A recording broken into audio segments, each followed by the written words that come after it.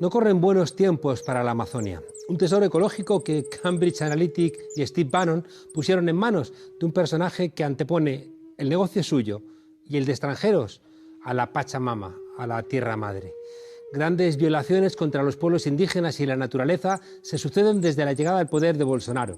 Una situación límite que ha traído a Europa a un grupo de líderes de esas comunidades indígenas en peligro de extinción, de los guardianes de la Amazonia, de esa gente a la cual le debemos que quizá podamos todavía respirar un poco. El objetivo de estos líderes es promover medidas que presionen al gobierno brasileño para que cumpla con los acuerdos internacionales en materia de derechos humanos y respeto al medio ambiente. Ese es el objetivo de la campaña Sangre Indígena, ni una gota más. Desde el 17 de octubre al 20 de noviembre, un grupo de líderes indígenas brasileños están recorriendo Europa buscando concienciar. Hoy tenemos la fortuna de contar con nosotros con Nidia Paré. Bienvenida a nuestro programa.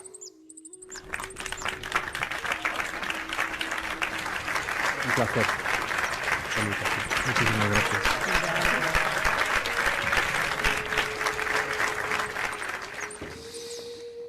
Nara, resulta que ha habido una gota que ha colmado el vaso de vuestra paciencia y es transferir los poderes que antes tenía, ¿no?, la Fundación Nacional del Índio al Ministério da Agricultura. Sim. Como é isso? Então, desde o período de campanha, ainda do então candidato Jair Bolsonaro, sempre se colocou como inimigo número 1 dos povos indígenas e do meio ambiente. E sua promessa de campanha foi que nenhum centímetro de terra indígena seria... Nenhum centímetro de terra indígena. Nenhum centímetro de terra indígena seria demarcada caso eleito fosse. E foi eleito. Né? Em 1º de janeiro de 2019, o primeiro ato presidencial foi justamente retirar, né, o processo de demarcação das terras indígenas da Fundação Nacional do Índio, FUNAI, e repassar para quem?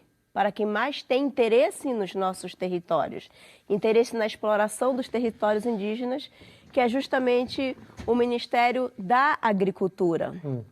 Para além disso, também retirou, né, a FUNAI do Ministério da Justiça, na época, e colocou para o Ministério da Cidadania, da Mulher, e que também seria outro retrocesso. El quitar la demarcación de las tierras lo que implica es que los pueblos indígenas no pueden reclamar esas tierras como suyas. Na Constituição de 88, há 2 artigos muito importantes, que é o artigo 231 e o artigo 232. O artigo 231, ele nos reconhece como povos originários e nos dá o usufruto, solamente o usufruto exclusivo dos territórios. Y que se concede a los pueblos originarios, ¿no? Aos povos... Eso es un avance, porque no es un derecho individual, sino que es un derecho del pueblo originário. Um direito coletivo, né? Mas que o subsolo, ele não pertence a nós, ele pertence à União. Visto isso, ao conjunto, à União, ao Estado brasileiro, né? Então, visto isto, durante esses 30 anos pós-promulgação da Constituição Federal, a própria bancada ruralista e outros empresários, né, a classe econômica que requer os nossos direitos, que requer os nossos territórios, eles tentam também colocar uma lei que se chama de marco temporal. O que se diz o marco temporal? Ele fala que só tem direito ao território tradicional os povos indígenas que estavam no seu território a partir da promulgação de 88 e se esquece todo o período de massacre, de genocídio antes, principalmente no período da ditadura militar, onde muitos povos foram expulsos dos seus territórios. A ditadura militar foi muito violenta contra os povos indígenas. Foi massacrante, foi um genocídio dos povos, né, onde o próprio Estado ele trouxe um lema: integrar a Amazônia para não entregar. Então, naquele período já se tinha os olhos para a Amazônia para a exploração comercial, a exploração de minérios, a exploração para o avanço de monoculturas, a exploração de retirada de madeiras, né? Então, era um projeto do governo de integrar a Amazônia, de integrar os povos indígenas para que a gente não tivesse mais direitos originários. Nara, Teresa Cristina, que es la nueva ministra de Agricultura de Bolsonaro, representa los intereses del agronegocio, ¿no? Y por tanto hay una contradicción entre los intereses de los pueblos originarios, la salvaguarda medioambiental, ecológica de la Amazonía y esos intereses de la agroindustria. Não há salvaguardas hoje no Brasil, né? O que a gente percebe que é notório aos olhos do mundo, que no período, esses 10 meses do atual governo, do governo Bolsonaro, os 10 meses do atual governo, houve 30% do aumento do desmatamento, né, em comparação ao mesmo período do ano passado. E esse dado, ele foi, saiu hoje, nas pesquisas. Né? Então, nas investigações nos dados. Então, essa porcentagem ela é muito alta, né? Desde quando se iniciou o processo de medidas de porcentagem, ela é a maior de todas. E isso tem uma consequência e ela também vem de uma demanda muito grande aqui da Europa. Quanto mais se há uma demanda de monoculturas, de extração, há um aumento do desmatamento. La monocultura, para que lo entienda la gente, es, por ejemplo, plantar solamente soja. No solamente. Plantar solamente un producto que se rompe la biodiversidad de la zona. E o Brasil, ele tem muitos commodities aqui para fora, né? Então, soja, madeira, algodão. E essa semana, no governo Bolsonaro, anunciou também a legalização de plantação de cana-de-açúcar na Amazônia. Então, é muito grave isso. Ao mesmo tempo que a nossa jornada Sangue Indígena, Nem Uma Gota Mais, está na Europa com 11 líderes indígenas denunciando esse genocídio institucional que está acontecendo no Brasil para as políticas ambientais e indigenistas, o presidente estava na China anunciando que não abrirá mão da exploração da Amazônia. Então, isso é grave. A partir do momento que o governo também se coloca de se retirar de acordos internacionais, como a própria Convenção 169 da OIT, que o Brasil até então é signatário, e do Brasil também sair do Acordo do Paris para o combate às mudanças climáticas, o Brasil hoje, ele não é um Brasil que seja de boa fé e confiável. Ele está colocando para o mundo a destruição de todos. Uno de los elementos vuestros, Nara, es regresar al Acuerdo de París. ¿Por qué es importante que Brasil regrese a ese acuerdo? É importante que a gente continue no acordo. O Acordo de Paris, ele faz com que vários países eles tenham uma meta, né? Uma meta de 2030 para se ter o equilíbrio do clima. E que para nós, povos indígenas, essa meta ela tá ultrapassada. O Bolsonaro ha dicho que não lhe interessa, que ele não lo dá acredita. por praticamente... Não acredita em mudanças climáticas. Isso é invenção de cientistas, né? Mas nós estamos sentindo. A Europa esse ano sentiu. Vocês chegaram a 40 graus. Nunca havia chegado na história da Europa de chegar a 40 graus de temperatura. Então a gente percebe que a Mãe Terra ela está dando os sinais. E em qualquer lugar do planeta vocês estão sentindo. Nós estamos sentindo essas mudanças, esses alertas. Mas que nós não temos tempo até 2030. É importante a gente agir e ter algo de concreto agora. Em 2025, 2030, já será tarde demais.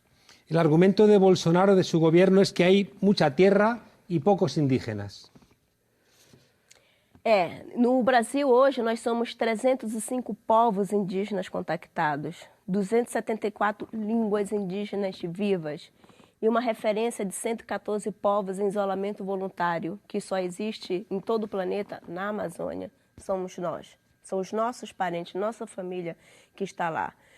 Nós somos 1 milhão de habitantes no Brasil, mas dados da ONU traz que da população mundial, nós somos 5% da população mundial, mas que preserva a biodiversidade do mundo de 82%. Então, 82% da biodiversidade do mundo, quem cuida, somos nós, com os nossos modos tradicionais. ¿Por qué los pueblos indígenas han sido capaces de salvaguardar la Amazonia?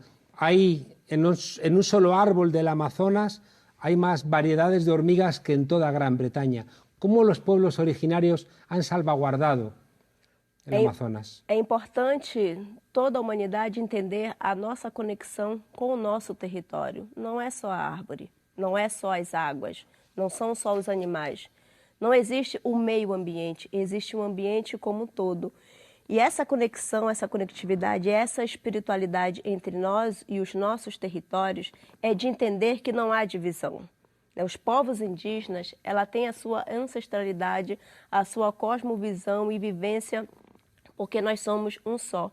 Então, se destruir o território, se destruir a árvore, está destruindo a nós mesmos, nossos clãs, né, da onde a gente vem, as nossas raízes. Então, é importante que vocês também busquem as suas ancestralidades, né? Busquem os seus antepassados de como se vivia antes. Então, essa metáfora de que nós somos os guardiões da floresta, nós não somos os guardiões da floresta, nós somos o nosso território. Por isso que no Brasil, esse ano, nós também fizemos a primeira marcha das mulheres indígenas com esse tema, território, nosso corpo, nosso espírito, porque nós somos um só. Não pode nos dividir e não vamos nos dividir. E é importante que todos tenham esse olhar, né? Entender essa especificidade de cada povo e entender também que na Amazônia não existe só floresta. É importante levar em consideração a vida humana lá dentro, das pessoas. Nar, para despedirnos, habéis venido a hablar con Europa porque el acuerdo comercial entre la Unión Europea y el Mercosur puede agravar todos estos problemas, puede convertirlos en todavía más amenazantes para la Amazônia.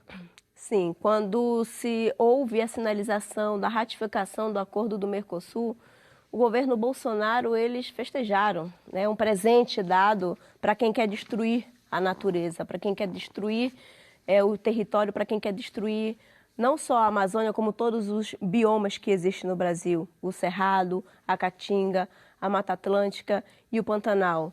O acordo do Mercosul, ele não está claro.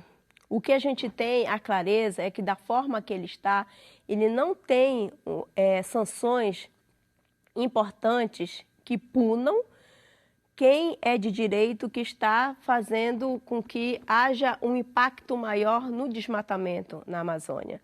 Não existe legalidade, né, em direitos ambientais, em direitos humanos. Dizem que há salvaguarda de direitos humanos, mas ninguém sabe o que é realmente essas salvaguardas. É porque o que a gente percebe é que todos os acordos que são feitos, todos dizem que respeitam os direitos humanos, que respeitam as leis ambientais, que respeitam a Convenção 69 da OIT, mas como, né, como responder, então, ao grande avanço do desmatamento da Amazônia? A sinalização do acordo do Mercosul com a União Europeia, ela teve uma consequência, que foram as queimadas na Amazônia. Então, há uma relação entre esse acordo e que empiece a queimar-se. Há uma relação direta, porque é onde há os territórios para se expandir, né, de uma forma catástrofe. Então, o que a gente traz aqui na nossa jornada e que a gente vem fazendo, esse é o nosso 12º país e a gente fecha com chave de ouro aqui na Espanha. Agradecer também a oportunidade, né, de todos estarem conosco, mas que o acordo do Mercosul, da forma que está, ele não dá garantias à humanidade, ele não dá garantias à questão ambiental. Ele só dá garantia à destruição, ao ecocídio, ao genocídio e etnocídio. Então a gente também traz medidas que cada país ele deva ter uma lei específica para sancionar, para sanções imediatas, para punições não só dos estados que não seguirem o acordo, mas também das empresas. As empresas elas precisam ser responsabilizadas por todos esses crimes ambientais, né? E de se ter um mecanismo de rastreabilidade dos produtos que são importados para cá. Poder seguir qual é o rastro desses produtos. Porque que garantias que se tem? Não há garantias que esses produtos eles não venham da área de conflito, da área que fomenta o trabalho escravo, que não respeitam o direito dos povos indígenas, que não respeitam o direito das mulheres e das crianças. Então, ela precisa ter essa ligação. A gente precisa sair mais do discurso e colocar em prática. O Brasil hoje ele não é um país de boa-fé. Ele não é um país que você possa estar fazendo qualquer tipo de acordo, porque é um país que não cumpre com as suas próprias leis, que não cumpre a Constituição Federal, né, que não cumpre com os tratados internacionais a qual é signatário. Quem é que garante que ele vai cumprir com um acordo de livre comércio que só gera o lucro? Então, o capitalismo ele não pode estar acima do nosso direito de viver. Nara Baré, quiero saludarte. Quiero saludarte, sangre indígena, ni una gota más. Muchas gracias por lo que tus ancestros han hecho porque puedas seguir existiendo la vida y ojalá mi continente, que es Europa, no siga haciendo daño. Gracias por venir a recordarnos cosas evidentes, que tenemos que recuperar lo mejor de nuestras tradiciones y que no nos volvamos de oro, porque el oro no nos permite vivir. Muchas gracias por estar aqui com nós. Nós que agradecemos, né, porque se a Europa ela faz parte do problema, ela precisa também fazer parte da solução de todos esses problemas de genocídio. Muchísimas gracias.